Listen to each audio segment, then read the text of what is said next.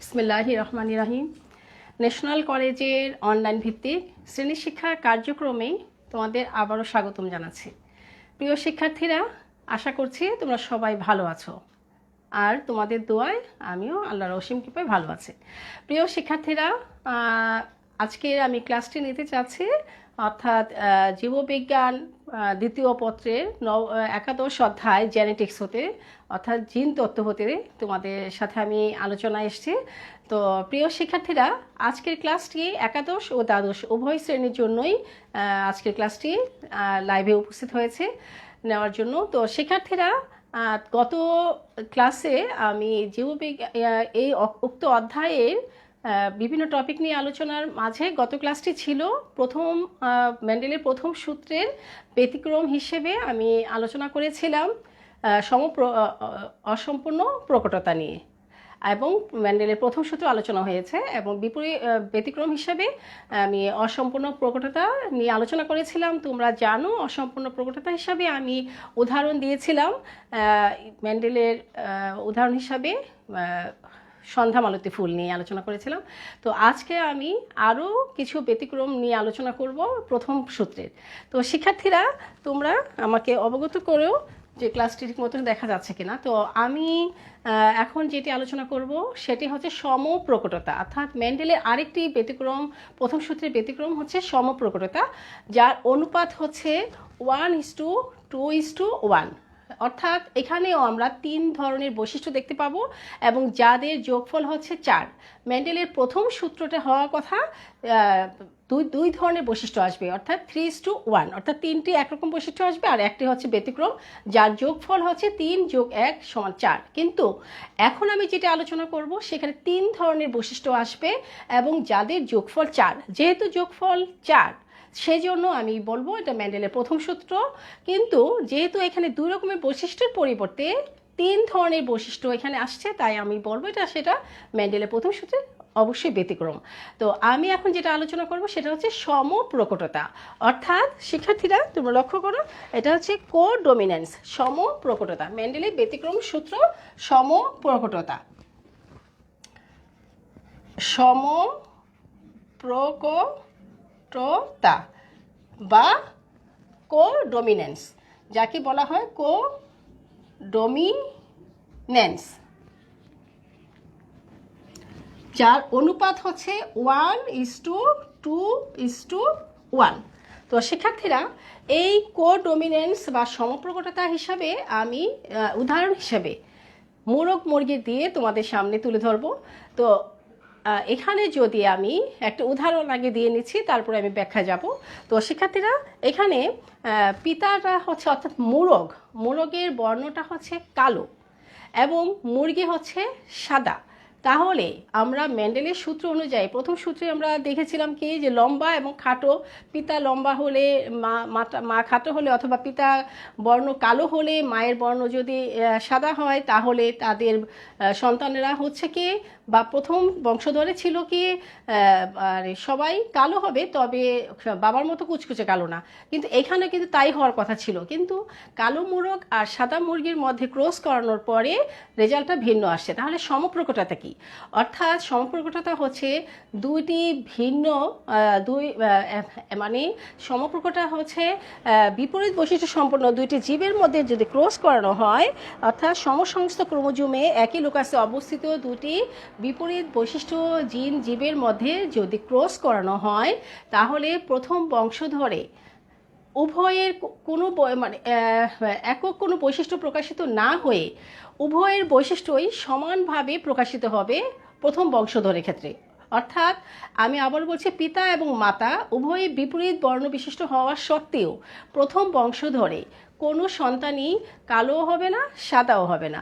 কিন্তু সমপ্রকটতা হচ্ছে উভয়ের বৈশিষ্ট্য সমানভাবে প্রকাশিত হবে সন্তানগুলোর মধ্যে।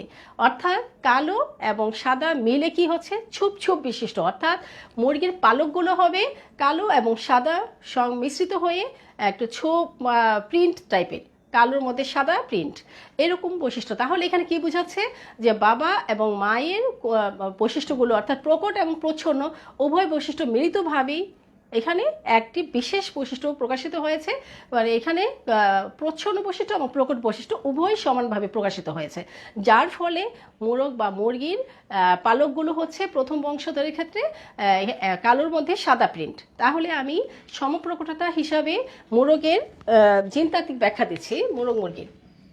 তোমরা লিখে নাও জিনতাত্ত্বিক ব্যাখ্যা।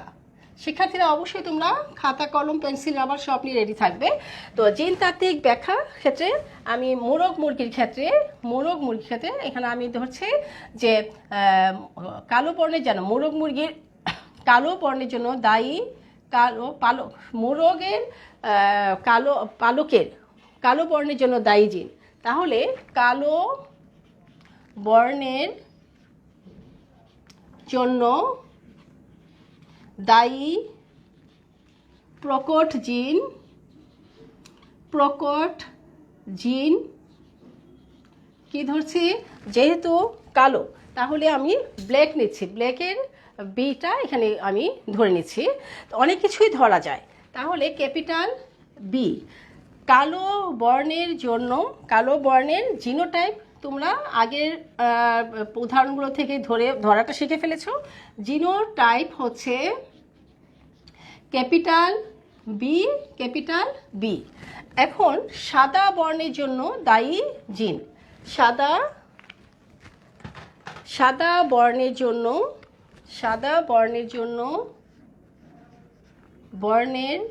জন্য দায়ী প্রকট জিন, দায়ী প্রচ্ছন্ন জিন ধরতে পারি আমরা, দায়ী জিন লিখে দাও।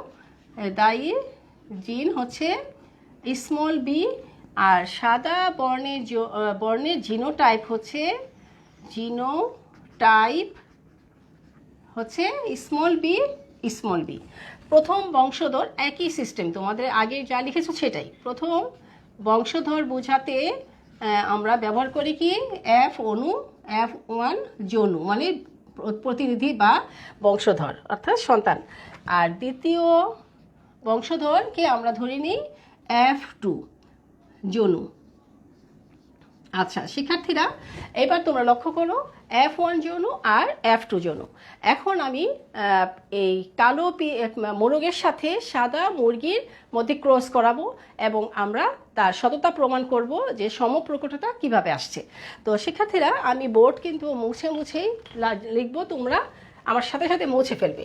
তো এখন আমি পিতা এবং মাতাকে নিয়ে কাজ করব। তাহলে দেখো, পিতাটা হচ্ছে অর্থাৎ পিতা মাতা, তোমরা লিখে ফেলো আগেরটার মতো করেই।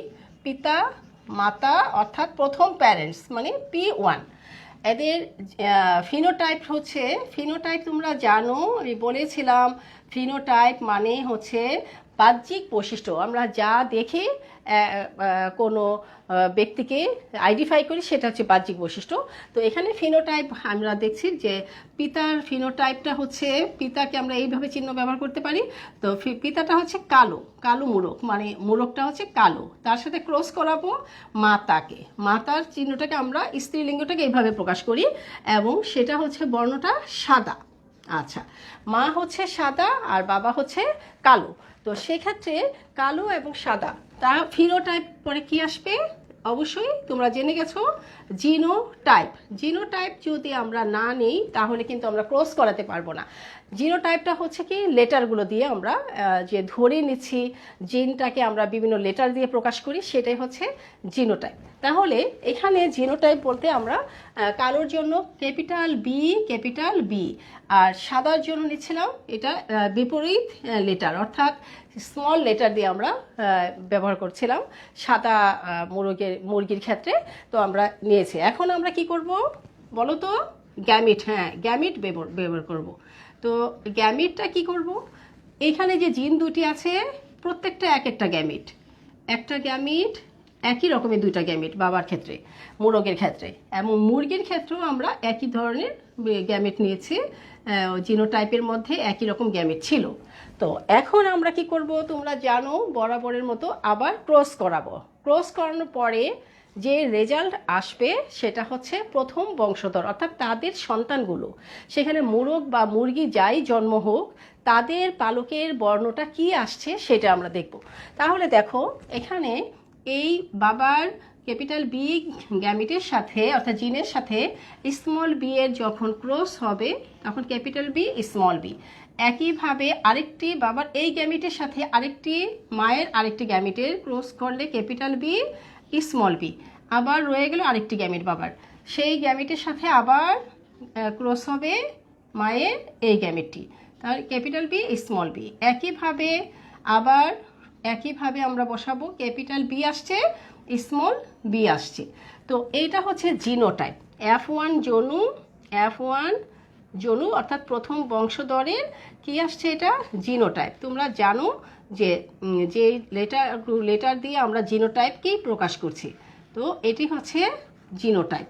তো ফিনোটাইপটা কি, অর্থাৎ এই যে জিনোটাইপের এটা রেজাল্টটা কি, এটাকে আমরা ফিনোটাইপটাকে আমরা কি দ্বারা প্রকাশ করছি? ফিনোটাইপটা হচ্ছে অর্থাৎ এই ক্যাপিটাল বি স্মল বি বলতে আমরা কি বুঝি? শিক্ষার্থীরা এখানেই তোমাদের বোঝার বিষয়। এখানে দেখা গেছে যে এখানে যেহেতু ক্যাপিটাল বি আছে, তাহলে তো আমরা জানি যে ক্যাপিটাল বিটা হচ্ছে একটা গ্যামিট, আর এটা হচ্ছে প্রকট বৈশিষ্ট্যের জন্য দায়ী। কিন্তু আমরা এখানে দেখতে পাচ্ছি যে সমপ্রকটতার ক্ষেত্রে এখানে কোনো একটি বৈশিষ্ট্য প্রকট হচ্ছে না, উভয় বৈশিষ্ট্যই সমানভাবে প্রকাশিত হচ্ছে। তাহলে দেখা যাবে যে ক্যাপিটাল বি তার বর্ণটাও থেকে যাবে, বি কালোর জন্য দায়ী জিন, তার বৈশিষ্ট্যও থাকবে। আবার সাদা হচ্ছে স্মল বি সাদা বর্ণের জন্য দায়ী জিন, তার বৈশিষ্ট্যও থাকবে। তাহলে হচ্ছে কি সকল বৈশিষ্ট্য সবগুলোকে আমরা একসাথেই লিখে দিতে পারি, সকল বৈশিষ্ট্যই কালোর মধ্যে সাদা ছোপ। অর্থাৎ মোরগটা হচ্ছে কালোর মধ্যে সাদা ছোপ বিশিষ্ট, কালোর মধ্যে সাদা ছোপ বিশিষ্ট পালকগুলো আমরা দেখতে পাচ্ছি। তাহলে সবগুলো মোরগ এবং মুরগি তাদের যে সন্তানগুলো হলো প্রত্যেকের কোনোটাই শুধু কালো বা বাবার মতো কুচকুচে কালো না হলেও মানে সেটা হচ্ছে সামান্য কালো বা মোটামুটি কালো যেটাকে বলি, অথবা সাদা হালকা সাদা, কিছুই না। এখানে দেখা গেছে কি কালোর উপরে সাদা প্রিন্ট বা ছুপ। এইটাই হচ্ছে, তাহলে এই যে জিনোটাইপটা এখানে যে বৈশিষ্ট্যটা প্রকাশ পেয়েছে, উভয় গ্যামিটের বৈশিষ্ট্য এখানে সমানভাবে প্রকাশিত হয়েছে, সাদাও আছে কালো আছে। তাই আমরা এই প্রথম বংশধরের মধ্যে সকল বৈশিষ্ট্যগুলো পেয়েছি, কালোর মধ্যে সাদা ছোপ। এখন আমরা কালোর মধ্যে সাদা ছোপ এক ধরনের মোরগের সাথে আবার সাদা এবং কালো ছোপ এরকম আরেকটি মুরগির মধ্যে আবার আমরা ক্রস করায় দেখি দ্বিতীয় জেনারেশনে আমরা কি পাচ্ছি। তো শিক্ষার্থীরা আমি বোর্ডটা আবারও মুছে দিচ্ছি, তোমরা দেখো। তো এখন আমি যে বৈশিষ্ট্য নিব, পিতাটাকে আমি কি নিব, কালোর মধ্যে সাদা ছোপ। আমি এটাকেই লিখে দিচ্ছি, কালোর মধ্যে সাদা ছোপ। এটাও কালোর মধ্যে সাদা ছোপ, একই বৈশিষ্ট্যের, কিন্তু একটা হচ্ছে মোরগ আর একটা হচ্ছে মুরগি। মোরগটির পালকটা হচ্ছে কালোর মধ্যে সাদা ছোপ এবং মুরগির ক্ষেত্রেও পালকগুলো হচ্ছে কালোর মধ্যে সাদা ছোপ। এখন আমরা একই বৈশিষ্ট্যের মোরগ মুরগির মধ্যে ক্রস করাই দেখি দ্বিতীয় জেনারেশনে কি আসছে। তাহলে কালোর মধ্যে সাদা ছোপ বিশিষ্ট। এখন এইটার জিনোটাইপ কি হবে? তোমরা তো দেখেছো জিনোটাইপটা কালোর জন্য বি, সাদা ছোপের জন্য স্মল বি, ক্যাপিটাল বি কালো বর্ণের জন্য আর সাদা ছোপের জন্য স্মল বি। তাহলে আমরা লিখে ফেললাম। গ্যামিট তোমরা জেনে গেছো যে প্রত্যেকটা আলাদা আলাদা করে গ্যামিটকে আমরা গোল চিহ্ন দ্বারা ব্যবহার করি বোঝানোর জন্য। তো এখানে দুই ধরনের গ্যামিট আছে। একইভাবে এখানেও আমরা দেখতে পাচ্ছি দুই ধরনের গ্যামিট আছে। এখন আমরা কি করতে পারি শিক্ষার্থীরা, অবশ্যই তোমাদের মনে আছে আমরা চেকার বোর্ডে গেলে রেজাল্টগুলো বক্সের মধ্যে লিখতে আমাদের সুবিধা হয়। আর তোমরা তো দেখেছো ক্রস করে যখন আমরা বসাই তখন একই রকম বৈশিষ্ট্য হলে হয়তো আমরা লিখে দিচ্ছি যে সকল বৈশিষ্ট্য এই কালো মধ্যে সাদা ছোপ লিখতে পারছি। কিন্তু এখন যদি আমরা চেকার বোর্ডে বসাই তাহলে যে বিভিন্ন বৈশিষ্ট্যগুলো আসবে বোর্ডের বিভিন্ন বক্সের মধ্যে আমরা সেগুলো উল্লেখ করতে পারবো, জায়গা কম লাগবে। তাই আমি একটি চেকার বোর্ড নিচ্ছি। এখন তৃতীয় বংশধরের এই গ্যামেটগুলোকে নেওয়ার জন্য আমি একটি চেকার বোর্ড নিচ্ছি। তোমরা চেকার বোর্ডটা জেনে গেছো কিভাবে করতে হয়, তারপরেও আমি এখানে একটু জায়গাটা সীমিত তাই আমি একটু ছোট করে লিখছি। হ্যাঁ, এখন দেখো এখানে আমরা পিতাকে এই চিহ্ন দিচ্ছি আর মাতার বৈশিষ্ট্যটাকে দিচ্ছি এইভাবে। আচ্ছা, তাহলে এখানে পিতার গ্যামেট দুই ধরনের, ক্যাপিটাল বি, স্মল বি। আবার মায়ের মধ্যেও গ্যামেট আছে ক্যাপিটাল বি, স্মল বি। এখন আমরা ক্রস আগের মতোই ক্যাপিটাল বি, তারপরে ক্যাপিটাল বি, স্মল বি, আবার ক্যাপিটাল বি, স্মল বি। এখানে স্মল বি আর স্মল বি পাচ্ছি। তাহলে ক্যাপিটাল বি আর ক্যাপিটাল বি এর জিনোটাইপটাকে আমরা কি ধরেছিলাম? অবশ্যই তোমাদের মনে আছে কালো। তাহলে এটা হচ্ছে কালো, কালো বৈশিষ্ট্যের জন্য দায়ী জিন। আর ক্যাপিটাল বি আর স্মল বি এই বৈশিষ্ট্যটাকে আমরা কি বলেছিলাম? এই ক্যাপিটাল বি এবং স্মল বিটা হচ্ছে কালোর মধ্যে সাদা ছোপ। তাহলে কালোর মধ্যে সাদা ছোপ, এটা হচ্ছে কালোর মধ্যে সাদা ছোপ। একই রকম এখানেও লিখতে পারি কালোর মধ্যে সাদা ছোপ। শিক্ষার্থীরা, আর স্মল বেবি দিয়ে কি বুঝিয়েছিলাম? সাদা, বর্ণটা পালকগুলো সম্পূর্ণ সাদা। তাহলে এখানে স্মল বেবি আছে, অতএব এটা হচ্ছে সাদা। তার মানে এখানে যে চার ধরনের বৈশিষ্ট্য পাওয়া গেছে ক্যাপিটাল বি, অর্থাৎ এই বৈশিষ্ট্যের মোরগ বা মুরগি যাই হোক না কেন তাদের পালকগুলো হচ্ছে কালো বর্ণের মোরগ বা মুরগি। আর এই ঘরে যে সন্তানগুলো এই বৈশিষ্ট্য নিয়ে জন্মিয়েছে, দুইটা ঘরেই আছে ক্যাপিটাল বি, স্মল বি, এবং তাদের বৈশিষ্ট্যগুলো হবে কি? কালো পালকের মধ্যে সাদা ছোপ বিশিষ্ট পালক। আর আরেকটা ঘরে আমরা দেখতে পাচ্ছি দুইটি গ্যামিট মিলিত হয়েছে স্মল বি দ্বারা, তো সেই বৈশিষ্ট্যটা হচ্ছে সাদা। তাহলে মেন্ডেলের সূত্র অনুযায়ী, প্রথম সূত্র অনুযায়ী চারটি ঘর আসে। সেই ঘরের মধ্যে অর্থাৎ অনুপাত হিসাবে প্রত্যেকটা ঘরকে যদি আমি 1 ধরি, 1 1 1, চারটা হচ্ছে ঘর। চারটা ঘরের মধ্যে দুই ধরনের বিপরীত বৈশিষ্ট্য আসছে আর একই টাইপের দুইটি বৈশিষ্ট্য আসছে। তো আমরা এবার দেখে নিই কী কী আসছে। ফিনোটাইপ এটা কিন্তু F2, তোমরা লিখে রাখো F2 জন্য এইটা কিন্তু এই বক্সটা চেকার বোর্ডটাকে আমরা দ্বিতীয় বংশধর হিসাবে ব্যবহার করছি। তো শিক্ষার্থীরা তোমরা লক্ষ্য করো, তো দ্বিতীয় বংশধর হিসাবে আমি চেকার বোর্ডটাকে যে ব্যবহার করছি, তো সেখানে আমরা লিখে নিই এখানে হচ্ছে ফিনোটাইপ। তো ফিনোটাইপটা কি? ফিনোটাইপ মানে আমরা বাহ্যিকভাবে কি দেখতে পাচ্ছি সেটাই হচ্ছে ফিনোটাইপ। ফিনোটাইপ আমরা কি কি দেখতে পাচ্ছি? কালো দেখতে পাচ্ছি, কালো বৈশিষ্ট্য। তারপরে কালো দেখতে পাচ্ছি অনুপাত, কালোর মধ্যে সাদা ছোপ, কালো সাদা ছোপ বিশিষ্ট।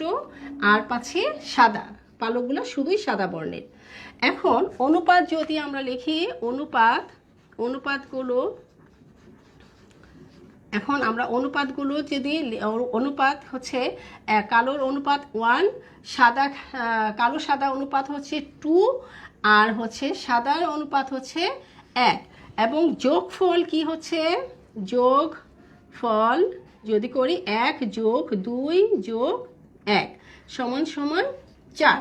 তাহলে এখানে আমরা কত রকমের বৈশিষ্ট্য পেলাম? 3 ধরনের বৈশিষ্ট্য পেলাম। কি কি?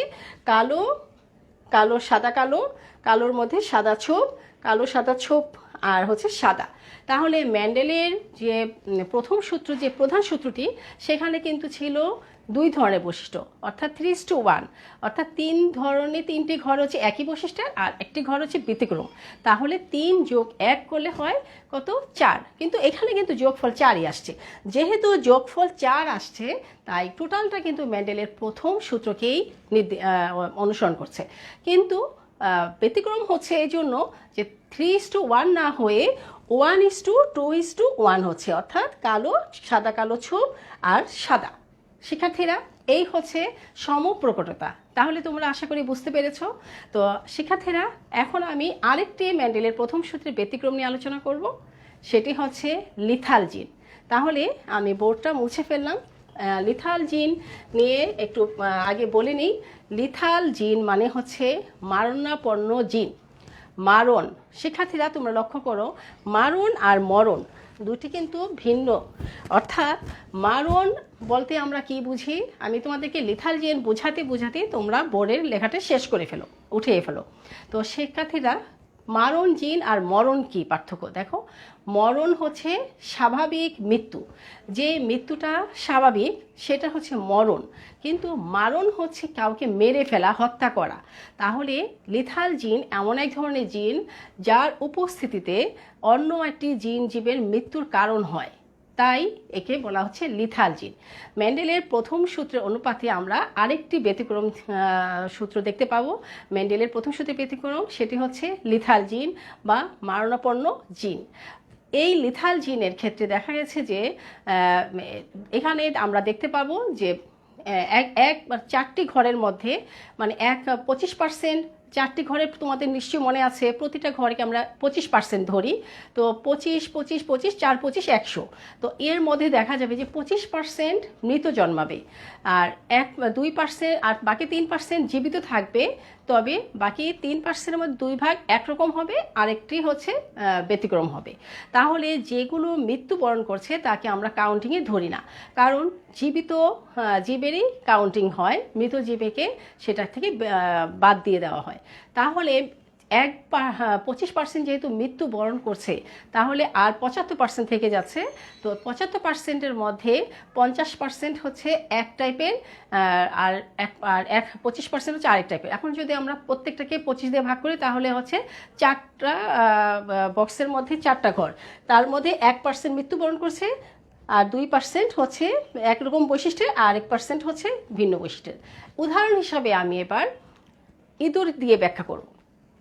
শিক্ষার্থীরা, আমরা যদি মেন্ডেল এখানে একটি ইঁদুরের উপরে জরিপ করে দেখেছেন যে কিছু মানে ইঁদুরের যখন বাচ্চা হচ্ছে, অর্থাৎ ইঁদুরের যে শাবকটা জন্ম হচ্ছে, সেই শাবকটা যখন হলুদ বর্ণের হয়, গাঢ় হলুদ হয়, সে কখনো জীবিত জন্মাচ্ছে না, অর্থাৎ মায়ের গর্ভেই থাকা অবস্থায় সেখানেই সে মৃত্যুবরণ করে, তারপরে সেটা গর্ভধারণ হচ্ছে, তারপরে সেটা ভূমিষ্ঠ হচ্ছে।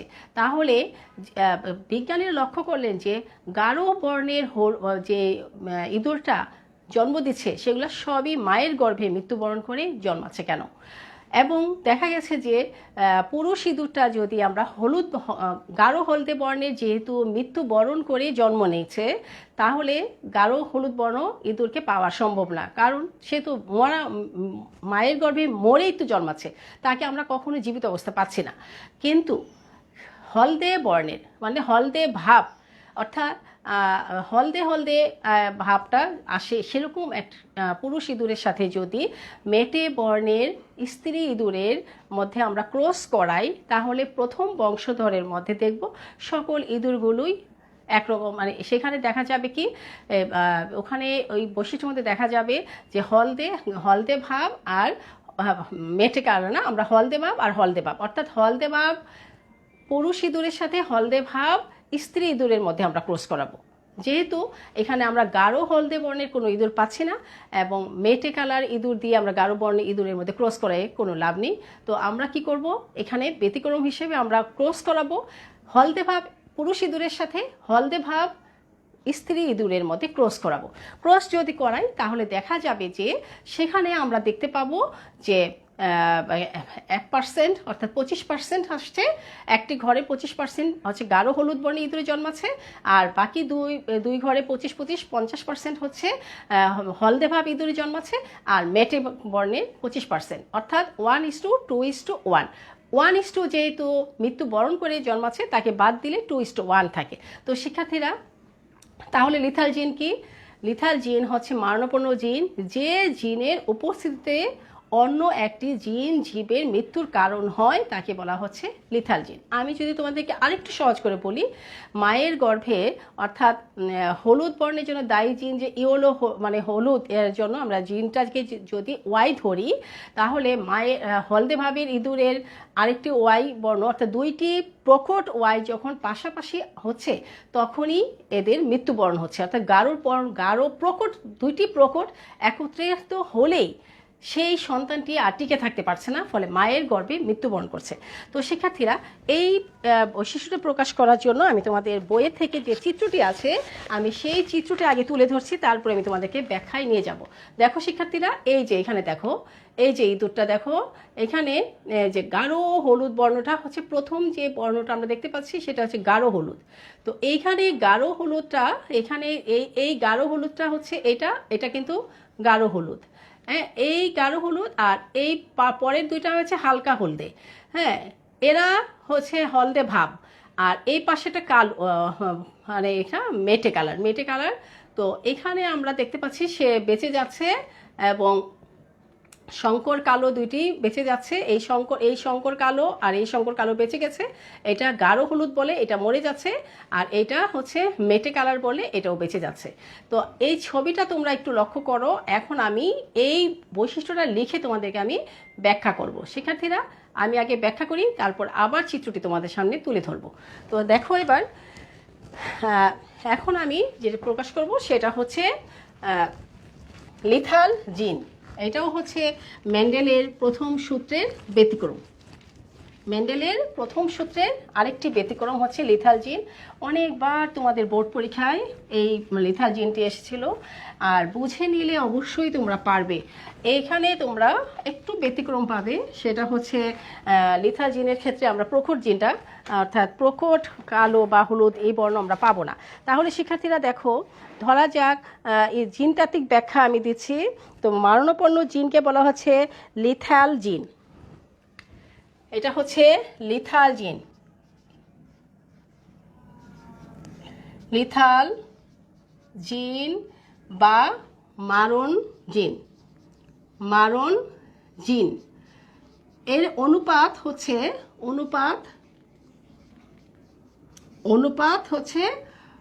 2:1 এইটা, এবং যোগফল হচ্ছে 3। তো শিক্ষার্থীরা, মারণ জিনের ক্ষেত্রে আমি এখন জিনতাত্ত্বিক ব্যাখ্যা দিয়ে তোমাদেরকে বোঝাচ্ছি। তো ধরে নাও, এই যে মারণ জিনের ক্ষেত্রে আমি জিনতাত্ত্বিক ব্যাখ্যা দিয়ে তোমাদেরকে ব্যাখ্যা করব। তো যে সকল জিন হোমোজাইগাস অবস্থায় উপস্থিত থাকলে, যে সকল জিন হোমোজাইগাস অবস্থায় অর্থাৎ হোমোজাইগাস প্রকট অবস্থায় উপস্থিত থাকলে তাদের মৃত্যুবরণ হয়, সেটা হচ্ছে লিথাল জিন। তো এখন আমি জিনতাত্ত্বিক ব্যাখ্যা দিচ্ছি, তো তোমরা লিখে রাখো জিন তাত্ত্বিক ব্যাখ্যা। আচ্ছা, তাহলে হলদে বর্ণের জন্য দায়ী জিন, ইঁদুরের গায়ের বর্ণের হলদে বর্ণের জন্য দায়ী প্রকট জিন ইয়েলোর থেকে আমি ক্যাপিটাল ওয়াইটা নিচ্ছি। ইয়েলোর হিসাবে আমি ক্যাপিটাল ওয়াই নিচ্ছি, এখানে ক্যাপিটাল ওয়াই। এটা হচ্ছে, আমি আবারও দেখাচ্ছি, ওয়াই। এটা হচ্ছে বর্ণের জন্য দায়ী জিন। তো শিক্ষার্থীরা দেখো, আর হচ্ছে মেটে বর্ণের জন্য দায়ী জিন আরেকটি হচ্ছে, আমি মেটে বর্ণের জন্য দায়ী জিন নিচ্ছি। তাহলে হলদে বর্ণে আর মেটে, ইঁদুরের মেটে বর্ণের জন্য দায়ী প্রচ্ছন্ন জিন, যেটি প্রচ্ছন্ন জিন হচ্ছে আমি অপোজিট নিচ্ছি, স্মল ওয়াই। তাহলে হলদে ভাব, এখন হলদে ভাব বা হলদে ভাব বা মিশ্রিত হলদে আর কি, যেটাকে বলা হয় হলদে ভাব বা সংকর হলদে। তাহলে সংকর হলদে ভাব অথবা তোমরা বলতে পারো সংকর মিশ্রিত আর কি, মিশ্রিত হলদে বা সংকর হলদে। হলদে বর্ণের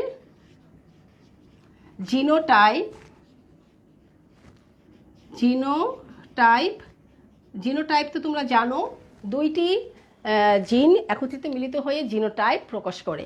তাহলে এখানে হলদে ভাব মানে পিওর হলদে না, ভাব মানে হলদে হলদে একটি বর্ণ শেড তাদের মধ্যে আসে বর্ণের মধ্যে।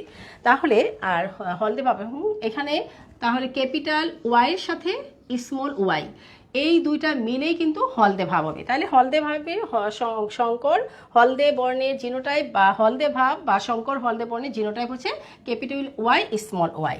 তাহলে প্রথম বংশধর আমরা আগের মতোই লিখি, প্রথম বংশধর হচ্ছে F1 জনু অথবা আর দ্বিতীয় বংশধর সেই একই রকম, দ্বিতীয় বংশধরকে আমরা ধরে নেই কি F2 জনু। শিক্ষার্থীরা এখন মেন্ডেলের লিথাল জিনের ক্ষেত্রে তোমরা সবসময় মনে রাখবে এখানে কিন্তু আমাদের আর অন্য কোনো বৈশিষ্ট্য আসবে না, অর্থাৎ এখানে সংকর দিয়ে আমাদের কাজটা করতে হবে। তাহলে এখন আমি পিতা মাতাতে যাচ্ছি, তোমরা লক্ষ্য করো আমি এটা মুছে দিচ্ছি কিন্তু, কারণ আমি আবার এই সংকর হলদে নিয়ে বা হলদে ভাব নিয়ে হলদে ভাব পিতা এবং হলদে ভাব মাতা এই দুই ধরনের ইঁদুরের মধ্যে ক্রস করাবো, তাদের সন্তানগুলা কি হয়। তাহলে আমি এখন পিতা মাতাতে আসছি। দেখো শিক্ষার্থীরা, একই বৈশিষ্ট্যের পিতা এবং একই বৈশিষ্ট্যের মাতা হবে। তোমাদেরকে আমি আবারও বলছি কেন একই বৈশিষ্ট্যের হবে, কারণ অন্যগুলোর ক্ষেত্রে আমরা বিপরীত বৈশিষ্ট্য নিয়েছিলাম। যেমন তোমাদের যখন সন্ধ্যামালতী ফুলের বর্ণনা দিয়েছিলাম তখন নিয়েছিলাম লাল পুরুষ সন্ধ্যামালতী ফুল আর সাদা হচ্ছে সন্ধ্যামালতী স্ত্রী ফুল।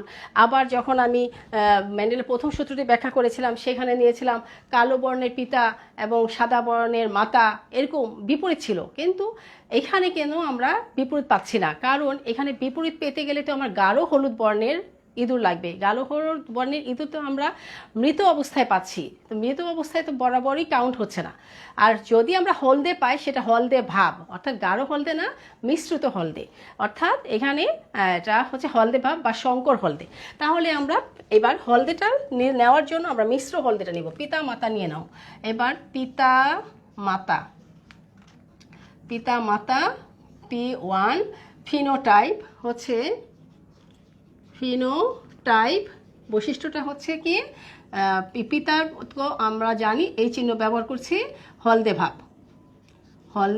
ভাব, আর ক্রস করাবো মাতার সাথে, মাতাটাও কি একই রকম বৈশিষ্ট্যের, হলদে না তবে হলদে ভাব। আচ্ছা, জিনোটাইপ, এবার জিনোটাইপটা হচ্ছে কি হলদে ভাবের আমরা কি নিয়েছিলাম ক্যাপিটাল ওয়াই স্মল ওয়াই, এবং একই রকম হলদের জন্য ক্যাপিটাল ওয়াই আর হলদে ভাবের জন্য স্মল ওয়াই। এই দুই ধরনের গ্যামেট যখন পাশাপাশি থাকবে তখনই শুধু সেই বর্ণটা হবে হলদে ভাব। তাহলে আমরা পেয়ে গেলাম। এখন আমরা কি নেব, তোমাদের অবশ্যই মনে আছে গ্যামেট, আমরা গ্যামেটটা আগে বের করে ফেলবো। তো গ্যামেটটা এখানে কি আসছে, একটা ক্যাপিটাল ওয়াই গ্যামেট আর এটা হচ্ছে স্মল ওয়াই গ্যামেট, আবার ক্যাপিটাল ওয়াই নামক গ্যামেট আর এটা হচ্ছে স্মল ওয়াই নামক গ্যামেট। এখন আমরা এটাকে চেকার বোর্ডে নিয়ে যাই।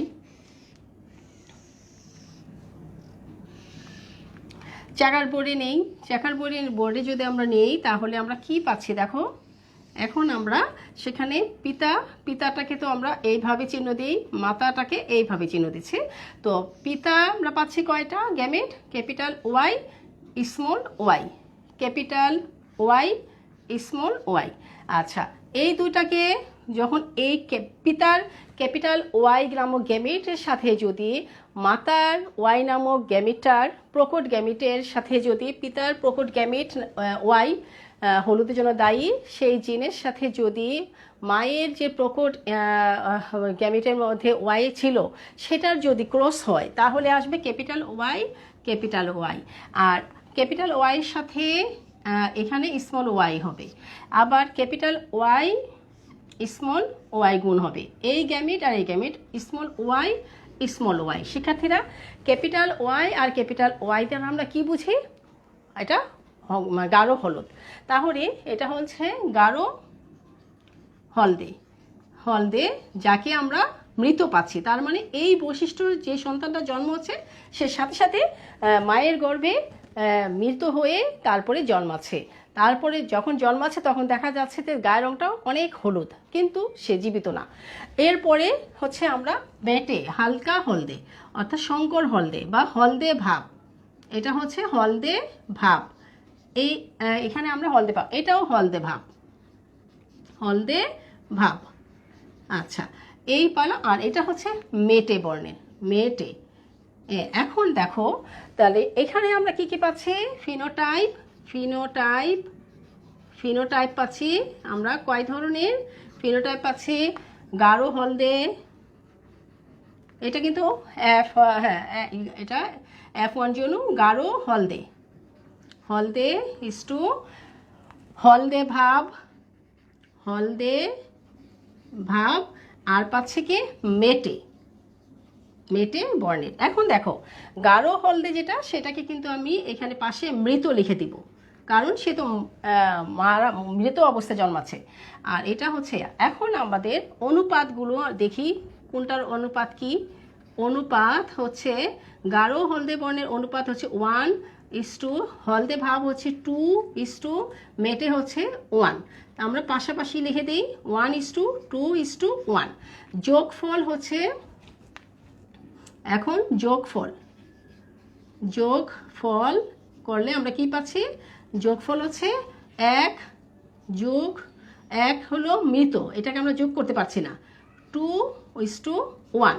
তাহলে যোগফল হচ্ছে কি 2:1, 2 যোগ 1 সমান 3। তাহলে শিক্ষার্থীরা মেন্ডেলের প্রথম সূত্রে কি বলেছিল? যে এখানে কিন্তু আমাকে মৃত যেহেতু 1, ওইটা মৃতটাকে কাউন্ট করি নাই, ফলে হলদে ভাবের 2টি ঘর, তাই 2, আর মেটের জন্য 1টি ঘর যারা জীবিত। তাহলে এই গাঢ় হলদেটা ছাড়া বাকি সবগুলোই জীবিত। এখানের মধ্যে হলদে ভাব আছে 2 আর মেটে হচ্ছে 1, তাহলে 2:1। তাহলে যোগফল হলো কত? 3। তাহলে মেন্ডেলের সূত্র তো বলছে 4 হবে যোগফল, কিন্তু এখানে আমরা যোগফল 3 পাচ্ছি। তো এখন যেহেতু টোটাল ঘর 4টি, তাই সেখানে এটা মেন্ডেলের প্রথম সূত্রই বোঝায়, মৃতটাকে বাদ দিলে 3 হচ্ছে। তাহলে এই হচ্ছে মেন্ডেলের প্রথম সূত্রে আরেকটি ব্যতিক্রম, যাকে বলা হচ্ছে লিথাল জিন। তো শিক্ষার্থীরা আমার এই ব্যাখ্যার সাথে তোমরা আবার চিত্রটাকে আরেকবার মিলিয়ে নিতে পারো। আমি আবারও চিত্রটি তোমাদেরকে সামনে তুলে ধরছি। এবার যে আমি ব্যাখ্যাটি দিলাম সেই ব্যাখ্যাটি যথার্থতা তোমরা মিলিয়ে আবার দেখে নাও। দেখো আমি যা বলেছিলাম সেটা আবার দেখো। এখানে কি দেখো, ছবিতে কি দেখতে পাচ্ছ? তাহলে মৃত দেখতে পাচ্ছ, যেটা ক্যাপিটাল TYY সেটা কিন্তু মৃত, যেটা হলদে বলতে এখানে হলদে ভাব আর কি, হলদে ভাব। তো মৃত যেটা সেটা হচ্ছে গাঢ় হলদে। এখানে এরপরটা হচ্ছে হলদে ভাব ক্যাপিটাল ওয়াই স্মল ওয়াই, সেটা জীবিত। এবং আরেকটিও দেখতে পাচ্ছি হলদে ভাব, এটাও জীবিত। আর এটা হচ্ছে মেটে, এখানে কালো দেখাচ্ছে তবে এটা কিন্তু মেটে বর্ণের। তো এটা 11টি যাকে বলা হয়, যেটা মেটে দেখায়।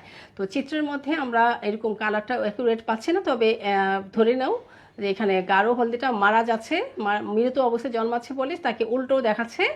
আর তাহলে মেন্ডেলের প্রথম সূত্রের ব্যতিক্রমে আমরা কি দেখতে পাচ্ছি?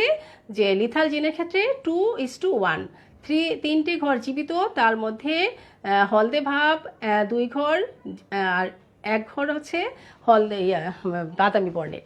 তো এই হচ্ছে মেন্ডেলের প্রথম সূত্রের ব্যতিক্রম। তো আমি তোমাদেরকে লিথাল জিনের বৈশিষ্ট্যটা আমি একটু মনে করিয়ে দিচ্ছি। লিথাল জিন এক ধরনের, তোমরা লক্ষ্য করো শিক্ষার্থীরা, লিথাল জিন সম্পর্কে একটু বৈশিষ্ট্য তোমাদের সামনে তুলে ধরি আমি। তোমরা লক্ষ্য করো, লিথাল জিন কিন্তু এটা হচ্ছে একটি মিডটেন্ট জিন, অর্থাৎ যা প্রকট বা প্রচ্ছন্ন অবস্থায় থাকে। প্রকট লিথাল জিন হোমোজাইগাস অথবা হেটারোজাইগাস উভয় অবস্থায় জীবের মৃত্যু হতে পারে, কিংবা কিছুটা বৈকলাঙ্গও ঘটতে পারে।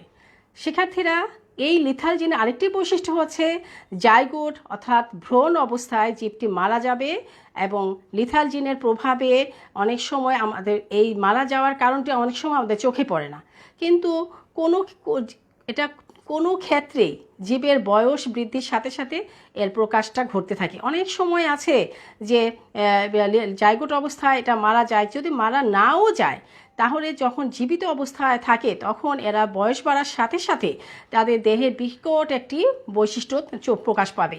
সেখানে দেখা যাবে যে সন্তানটি অনেক কঠোর একটি রোগ নিয়ে জন্মাচ্ছে, এবং বড় হতে পারে সেটি মারাত্মক কোনো জন্ডিস অথবা হিমোফিলিয়া এই জাতীয় বৈশিষ্ট্য নিয়ে সে সারা জীবন কষ্টে ভুগতেছে। তারপরে শিক্ষার্থীরা লিথাল জিনের প্রভাবে আমরা দেখতে পাচ্ছি কি 3:1 পরিবর্তে হয়ে গেছে কত 2:1। এইটাই ছিল মারণ জিন। শিক্ষার্থীরা এই লিথাল জিনের ব্যাখ্যা যিনি দিয়েছেন তার নাম কি ফরাসি জিন তত্ত্ববিদ লুসিয়েন কুয়োনো। তাহলে তার নামটা আমরা একটু লিখে নেই, লুসিয়েন কুয়োনো। লিথাল জিনের ব্যাখ্যা যিনি দিয়েছেন তার নাম হচ্ছে লুসিয়ান, বিজ্ঞানী হচ্ছে লুসিয়ান কোনো,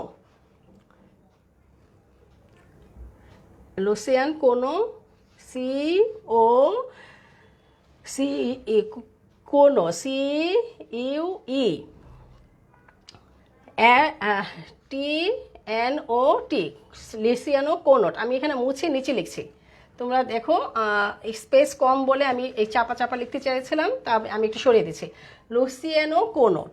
তাহলে আবার লিখে নাও LUCIEN, লুসিয়ান কোর্নেট,